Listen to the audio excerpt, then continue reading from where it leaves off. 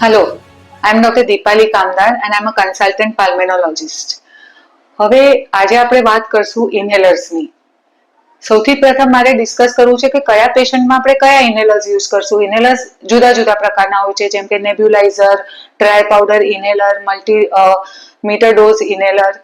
નાઉ કયા પેશન્ટમાં કયું ઇન્હેલર યુઝ કરવાનું will depend upon the age of the patient અને understanding of the patient.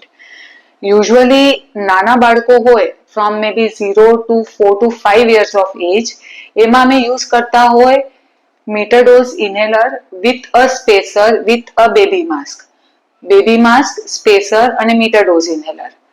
જો એનાથી મોટા બાળક હોય તો we can use a meter dose inhaler with a spacer. આપણે માસ્કની જરૂર ના પડે.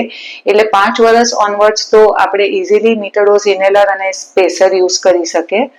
એનાથી મોટા બાળકો હોય જેમ કે 7-8 વર્ષથી મોટા બાળક, તો એમાં આપણે ટર્બોહેલર યુઝ કરી શકે or meter dose inhaler with a સ્પેસર.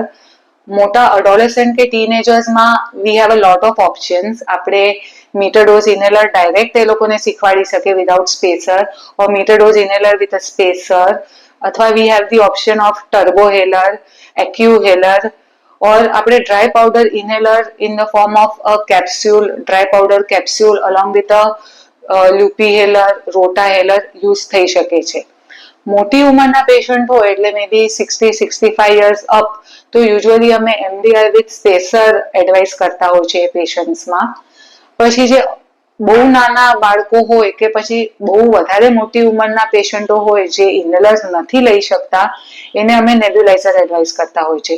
તો ડિપેન્ડિંગ અપોન ધ પેશન્ટ, એજ અને એમની કેટલી અન્ડરસ્ટેન્ડિંગ છે, પેરેન્ટ્સની કેટલી અન્ડરસ્ટેન્ડિંગ છે, આપણે કસ્ટમાઇઝ કરવું પડે કે કયા પેશન્ટને કયું ઇન્હેલર યુઝ થઈ શકે.